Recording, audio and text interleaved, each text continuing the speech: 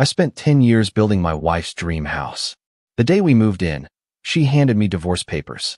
But she didn't know my dad was a lawyer, and we made sure she'd never see our kids again. We moved in on a Friday. The air still smelled like sawdust and fresh paint. The kind that sticks to your clothes and tells you this house is brand new. Boxes were stacked in every corner, labeled in Melissa's perfect handwriting. Afternoon light cut through the big glass doors she'd insisted on, hitting the kitchen island I'd spent 2 weekends sanding smooth. The granite countertops gleamed. The custom cabinets I'd built by hand stood perfect and level. 10 years. 10 years of working double shifts. 10 years of bleeding my savings dry. 10 years of coming home with splinters in my hands while she picked out paint samples. "It's perfect," Melissa said, tracing the counter's edge. "It is," I said, smiling. "We did it." She turned to face me. Her expression was calm. "Cold. You did it." Then she handed me a manila envelope. I laughed. "What's this?" "Divorce papers." My stomach dropped. "You're joking." Her face didn't move. "I'm not. Melissa, my wife of 12 years. Mother of our 2 kids, Emma and Jake. The woman I'd proposed to on a beach in Mexico. The reason I'd worked 16-hour days building this house, she designed down to every detail." "You waited until we moved in?" She shrugged. "I wanted the kids to have a stable home before I left. Don't make this harder than it needs to be." "What about them?" "They'll live with me. Obviously. This is their home." Her voice was rehearsed. Practiced. "You can't just." "I can. And I am. My lawyer will be in touch. You should probably get one too." Then I saw it. The faint smirk. The new iPhone I hadn't bought her. The perfume I didn't recognize. The way she kept glancing at her phone. There was someone else. "Who is he?" "That's not relevant." She walked out. Left me standing in the kitchen I'd built, holding divorce papers I hadn't seen coming. The front door closed. Her car started. She drove away. I sat down on a box and read the papers. She wanted everything. The house. Primary custody. Child support. Alimony. Half my retirement. Everything I'd worked for. At the bottom, it said the papers had been prepared by Grant Morrison, attorney at law. I didn't know anyone named Grant Morrison. That night, after Melissa took the kids to her sister's for the weekend, I sat alone in the half-furnished living room. Her coffee mug still sat on the counter. Divorce papers lay on the table. I stared at them for an hour. My phone buzzed. "My dad." "David? You sound like hell, son. What happened?" I told him everything. Every word. Every look. The house. The papers. The way she'd smiled when she said she deserved more. He didn't interrupt. Just listened. When I finished, he said, "Bring me the paperwork tomorrow morning." My father retired 2 years ago, but he never really stopped being sharp. 40 years as a family lawyer taught him every trick. When I handed him the papers Saturday morning, he flipped through them slowly, page by page. Then again, faster. "She's good," he said finally. "This was drafted by someone who knows what they're doing. So I'm screwed." I didn't say that. He pulled out his phone and started typing. 2 minutes later, he turned the screen toward me. Grant Morrison, mid-40s, partner at Morrison & Associates, specializing in family law. And there, in a photo from some legal conference, was Grant standing next to Melissa. The photo was dated 3 months ago. "Son of a bitch," I whispered. Dad nodded. "I've seen this pattern 100 times. Woman consults a lawyer. Lawyer provides comfort. Things get personal. Next thing you know, the lawyer sees an opportunity. She's sleeping with her lawyer. Probably. But what matters is this." He pointed to a clause. "She's claiming the house is marital property." "When did you buy the land?" 12 years ago. Right after we got engaged." "Before the marriage?" "Yeah." "Why?" Dad smiled. Not a happy smile. The smile of a predator. "Because if the land was purchased before the marriage, and you paid for construction with your own income, then the house isn't marital property. It's yours." My heart started pounding. "Are you serious?" "Dead serious. But we need documentation. Bank records. Receipts. Everything." I kept it all. Every receipt. Every invoice. "Good. Bring them tomorrow. We have work to do." For the next week, I kept calm. Let Melissa believe she'd already won.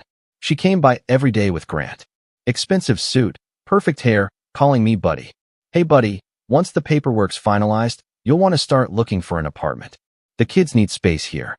Melissa stood beside him, nodding. I played along. "Of course. Whatever's best for them." Grant smiled. "Glad you're being reasonable."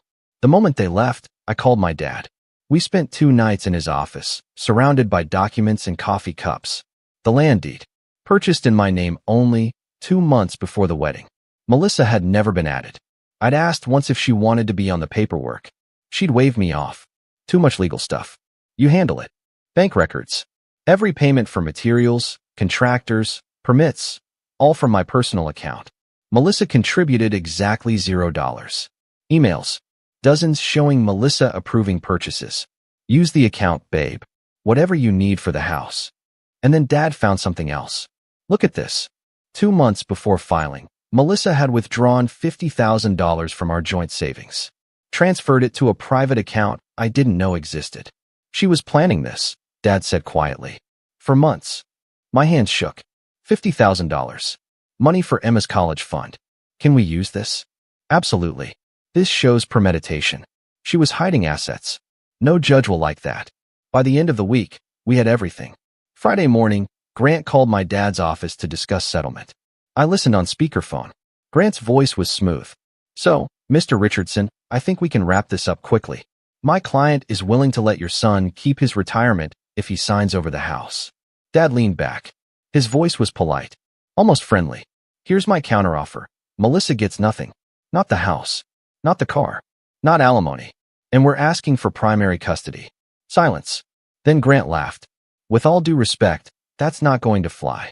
The house was built on land purchased before the marriage, in my client's name only.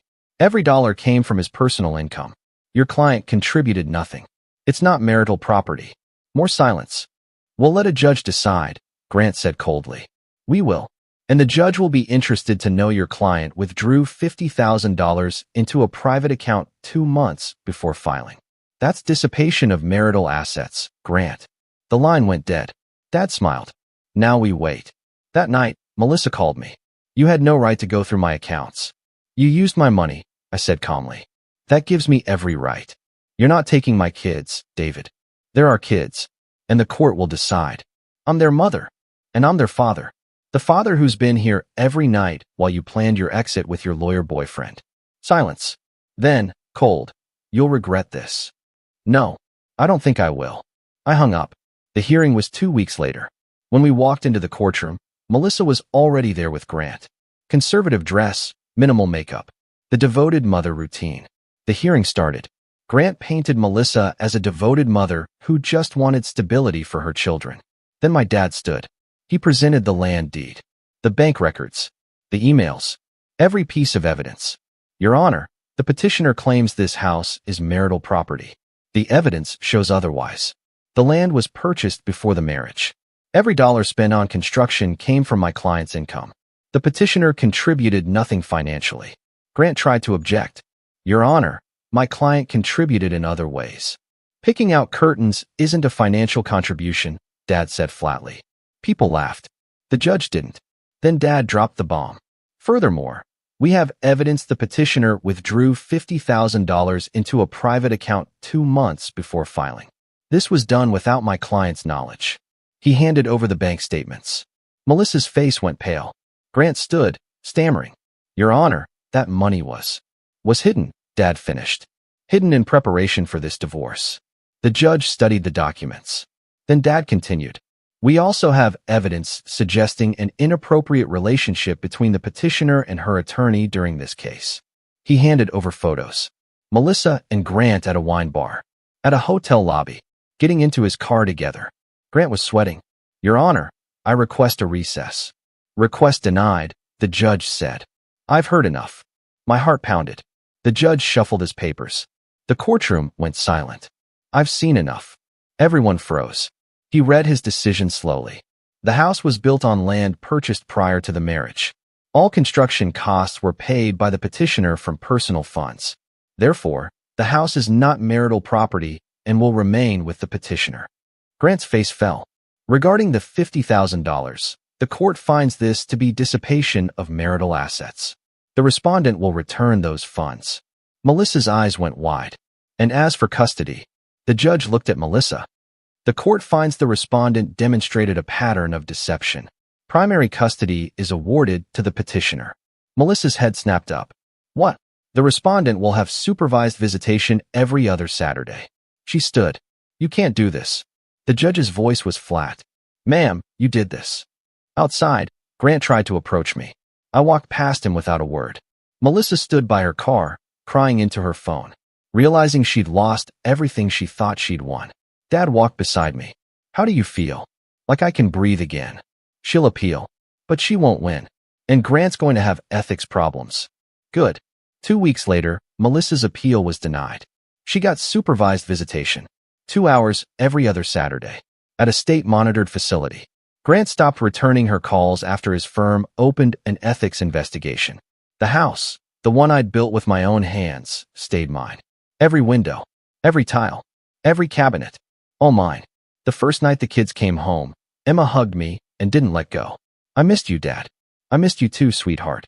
Jake was quieter, but when I tucked him in, he looked up at me. Are we staying here? For real. For real. This is home. He nodded. Good. I went downstairs to the kitchen Melissa had designed, poured myself a drink, sat at the island I'd built. The house was quiet, peaceful, mine. A month later, Melissa sent a text. I made a mistake. I'm sorry.